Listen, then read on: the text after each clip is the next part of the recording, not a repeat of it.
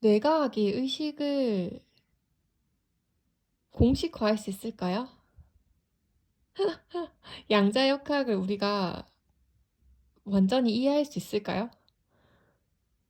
전 이해한다는 게 허구일 것 같아요, 허구. 간단하게 우리의 눈을 속이는 착각이겠죠. 그래서 그 착각은 언제나 냉철한 눈을 가진 다른 천재의 눈에 의해서 깨질 것 같아요. 왜 그런 얘기를 하냐면, 그러니까 제가 제 삶에서 찾아왔던 게 바로 이거라고 말을 하고 싶어요. 오늘 저에게 되게 기분 좋은 날이죠. 그 씨앗을 더 구체화했으니까요. 그러니까 제가 계속 찾아 헤맸던 게 이거였는데, 왜 이걸 찾으려 할 때 이걸 알 수 없었죠? 그리고 이거를 알아오는 이 모든 과정은 뭔가 논리적인 것 같지도 않고 그냥 운명이고 운 같단 말이야. 그러면 저는 이 내용을 원래 알고 있었던 걸까요? 원래 찾았던 걸까요? 아니면 제가 만들어낸 걸까요? 모르겠어요. 근데 왜 이렇게 저한테 착 맞고 저한테 이런 만족감과 납득감을 주는 걸까요? 그래서요. 뇌과학이 의식을 구조화할 수 있을까?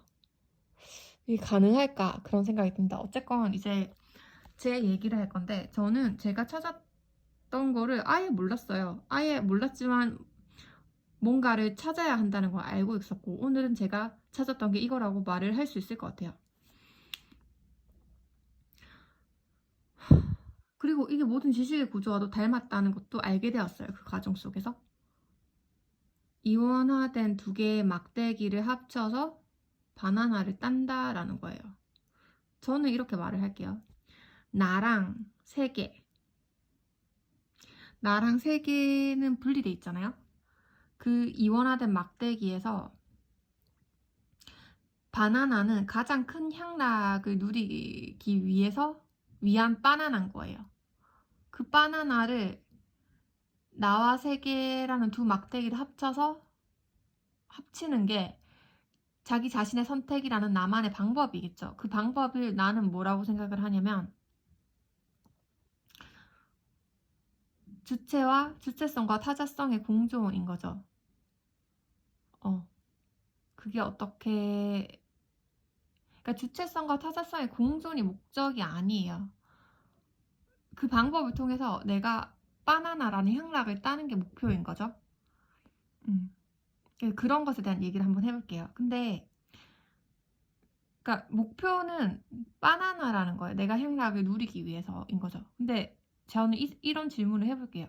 내가 이게 가장 큰 향락이란 바나나를 경험 안 해봤는데 알 수 있을까라는 거예요.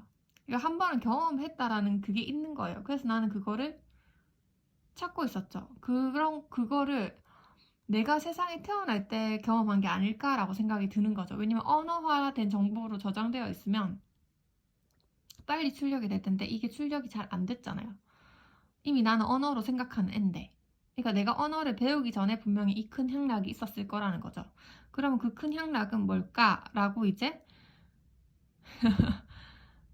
내가 변환기를 통해서 생각을 해보면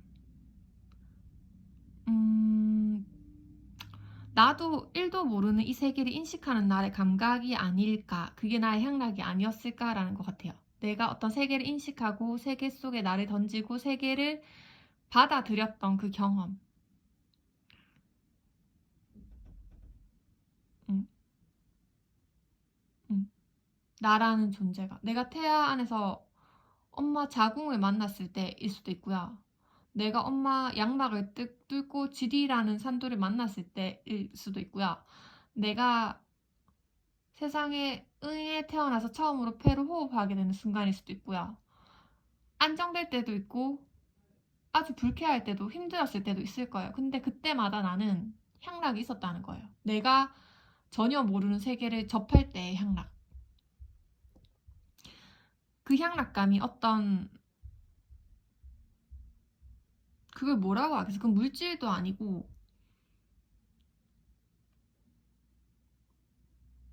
하지만 내가 감각했다는 거기 때문에 정신의 영혼 같은 것도 아닐 거란 말이에요.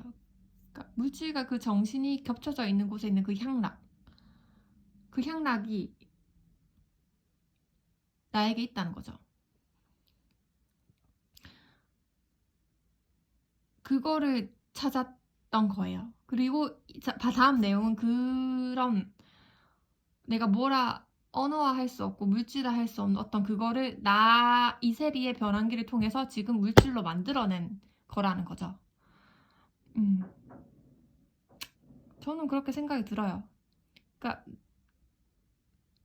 나와 세계 속에서 자기 자신의 선택을 원한다고 생각했지만 내가 가장 바란 거는 향락이잖아요. 즐겁고 쾌락적이고 누리는 거요.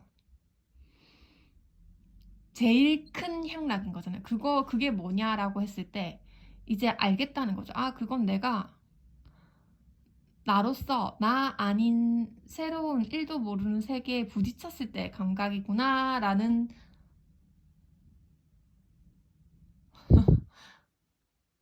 어쩌면 이건 증상에 더 가까운 게 아닐까라고 얘기가 되는 거예요. 그 증상을 둘러싼 어떤 내가 배운 언어로 나의 변환기를 거치지 않고 배운 언어로서 조잡하게 만들어 놓았던 나의 환상이 있었겠죠.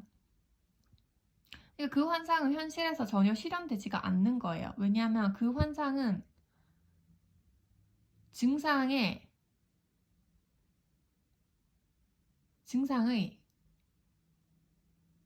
향락의 복제품이 증상이라면 증상의 모조품이 환상인 거예요. 그쵸? 그러니까 그 환상은 모조품이기 때문에 항상 진실되지 않아요.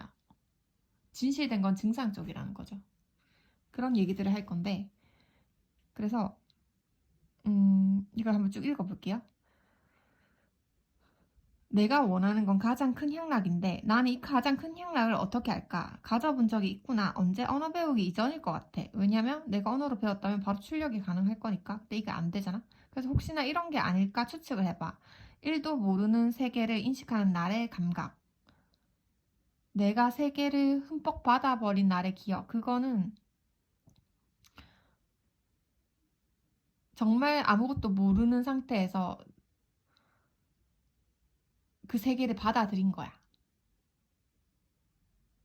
아무것도 모르지만 그 세계를 왜 받아들였지? 내가 받아들이기로 선택했으니까. 그래서 그때 왜 받아들였는지 그런 거 잘 모르겠어. 그런 거는 언어로 남아있지 않으니까 출력할 수가 없어. 하지만 분명히 있었던 사건이지. 뭐 세상이 나한테 너무 아름다워 보였을 수도 있겠지. 어쨌거나 나는 세계를 받아들였다는 거잖아요. 그리고 그때 나는 향락을 했을 거라는 거죠. 그래서 그런 것들이 되게 환상으로 구성되어져 있다면 뭔가 좀 아름다운 환상으로 되어 있다면 내가 그 환상을 제대로 추구하는 방법은 뭔가라는 거예요. 그거는 환상을 깨고 그때처럼 환상 속의 세상은 내가 이미 아는 세상이잖아. 그러니까 그걸 버리고 그때 맨 처음처럼 1도 모르는 세계를 이해하는 할 때 내가 그 향락을 다시 회복할 수 있지 않을까라는 얘기예요. 자, 그러면 이것은 주체적인 선택으로 타자의 비존재, 즉 세계를 온전히 떠맡을 때와 똑같다는 거죠. 그러기 위해서는 구성된 나의 환상을 포기해야 된다는 거죠. 환상은 모조품이란 걸 깨달아야 되는 거죠. 대신에 환상이 되게 그걸 포기하는 거 어렵죠. 왜냐면 환상이 실현돼야 나의 가장 큰 향락을 누릴 거라고 내가 착각을 하고 있으니까요. 근데 그게 아니었던 거죠.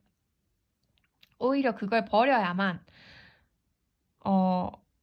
환상을 오히려 포기해야 이전과 다른 순간이지만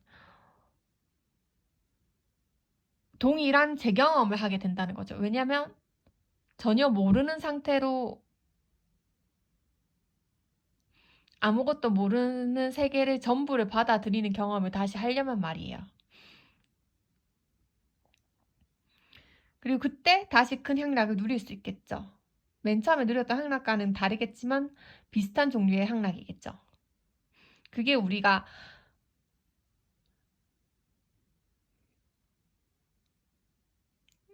살아가는 이유가 아닐까요? 라고 말할 수 있을 것 같아요.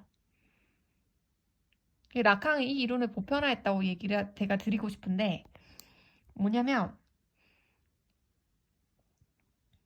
환상이라는 건 어떤 모조품이고 우리가 언어화로 구성해낸 어떤 물질이라는 거예요. 그래서 최후기 라캉은 이거를 이런 파롤이 우리를 오염시킨다라고 했던 거예요. 환상은 모조품이고 물질적인 거예요. 그러니까 그 환상 이전에 이제 증상에 우리가 집착을 해야 된다고 말했는데 증상이 뭐냐라는 거예요. 그건 저는 이렇게 표현했죠. 정말 1도 모르는 세계를 완전히 받아들이는 일, 타자의 비존재를 온전히 떠맡는 일.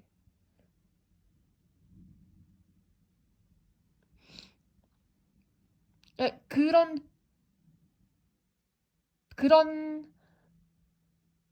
걸로 표현될 수 있겠죠. 이건 내 언어로 변환해서 표현한 거죠. 증상이라는 거. 그러니까 그 외관과 내가 누리는 향락은 일치하지 않아요. 그건 나만 가지는 향락인 거예요. 신체적인 거죠. 논리화할 수 없고 언어화할 수가 없어요. 그게 내 자신이라는 거죠. 그리고 그 향락 지점으로부터 고유한 나만의 창조를 일으킬 수 있다는 거죠. 그 향락은 물질과 정신이 접한 내 영혼 씨앗이라고 할 수도 있고 이제 그 씨앗을 통해서 내가 뭔가를 만들어낼 때 세상의 진정한 의미를 담은 물질을 만들어낼 수 있겠죠. 하지만 그건 그런 거죠. 아, 진짜 대충 이런 거다. 이제 여기까지 왔다. 이걸 좀 더 정교하고 더 다듬고 싶다. 근데 이미 라캉이 다 해놨다는 거.